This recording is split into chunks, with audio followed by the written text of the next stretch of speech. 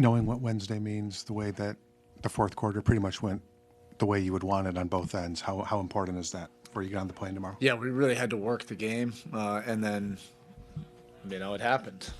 We just working the game, and go into the fourth tied and had our best defensive quarter that led us, into some great energy going down the other end, and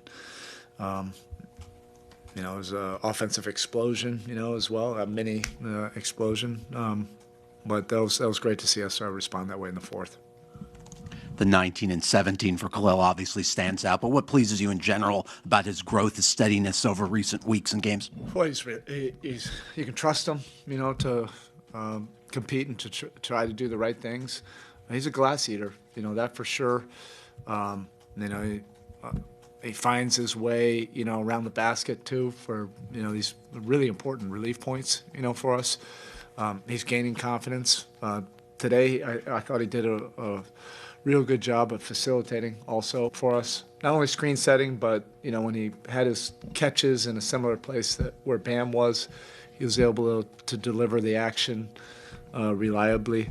And that helps, our versatility offensively.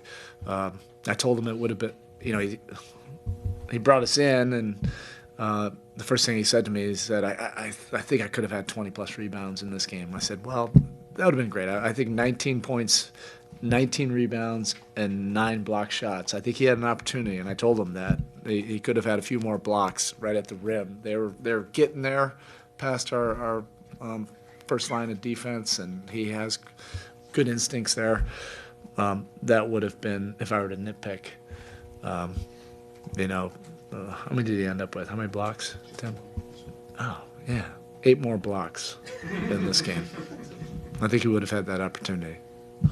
We've been asking about Tyler kind of handling and absorbing pressure over the past 2 months or so, but is it different to have him so willing to get everybody else involved and take that pressure at night with no Bam, no Wiggs, when you might need to be? Yeah, his maturity, offensively, and his role for our team has grown, the last couple of months. And that's due to all of these pressure situations that we've been in where everything just feels heightened, and where we had injuries and he had to play a different way for us to be successful. We were just going to high usage him, with spread pick and rolls. He had been totally worn out. So it was a function of necessity, getting him off the ball, and then he became really good at it. Most importantly, it helped our offense, and it helped the diversity of our offense, and then he was able to get some easier buckets out of that. I mean, one of the easiest buckets he had tonight was a Kyle pick and roll, and he skipped it to him in the corner. And now he makes this look easy for somebody else trying to shoot that, 2-dribble pull-up. It would be a lot tougher, but that was just, fully in his rhythm, and that's off ball, being ready on the catch, those kind of actions that, he's just more patient. He's allowing the game, happen, and his skill set can just, take advantage of those situations. When Duncan was out with the back, I imagine because it was a back, he couldn't do a whole lot of on-court stuff. But the fact that he still can be ignitable, as you would say, and 21 on 8 shots, he'll always have that quality. That's what makes him a little bit different too than just a spacer or a guy. He can create a lot of overreactions because of his movement, but it's always been about his ignitability. He sees 2 or 3 go down, then it can be an avalanche from there. Even when he was out and while we were on that last road trip, though, he was able to do a good deal of work. So that helped. How crucial is it in this sort of time of the season to get guys that in sort of this collective effort where 6 are scoring in double digits and others are just filling up the stat sheet? Are you talking about for us? Yeah. Yeah, I mean, we've been playing that way for a while, quite a while. Especially guys in and out of the lineup. Every time we've had guys out of the lineup, it hasn't felt like somebody's had thought that they needed to play out of the box, just hoist up a bunch more shots or something like that. It's been a collective effort, and I think that's making us way more difficult to guard. There's a lot of different layers to what we do now. Eric, when you look ahead to Wednesday, it's all relative, but just the actual thought of having a meaningful game with 3 games left to go in the season, just your thoughts of having that. I think it's a lot of fun. And nobody in our locker room is cynical enough, to think otherwise. You look at what's going on in the Western Conference, 4 through 8. This is what the league is right now. So you're not above it. Just embrace it and enjoy it. This is going to be a great night. It's all about competition, and it's going to feel like a playoff game, and that's fun.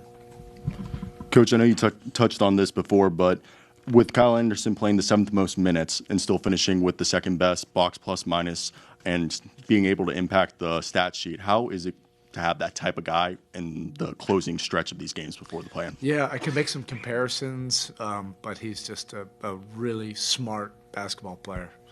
And he can manipulate a game, because of his brain and, how he plays at that certain pace. But I think one of the things that I've learned about him that's equally as important is he is a great competitor. That winning is what matters to him, not stats or not anything else that a lot of young players are concerned about when they come into this league. It's just about winning. He's a throwback in that regard. So he's tough. He competes. He thinks about winning. And it kind of simplifies his decisions. He's not clouded in the mind, but he's just a very good basketball player. Kyle Lowry was making his way down to you with about 5 seconds left, and you guys had the moment. Yeah. How nice is it that you can have those with guys in the league? Yeah. I always, I understand how it ended with Kyle, but, there's some really good moments, and Kyle and I developed a strong relationship, and that was going back all the way to that Africa trip. So we have a bond that's going to transcend, this. And he lives down here. So, actually we caught up for a while after the game in Philly. We're going to be traveling in the same circles, because of his kids and everything. And I always root for him and his family. He's just a good dude.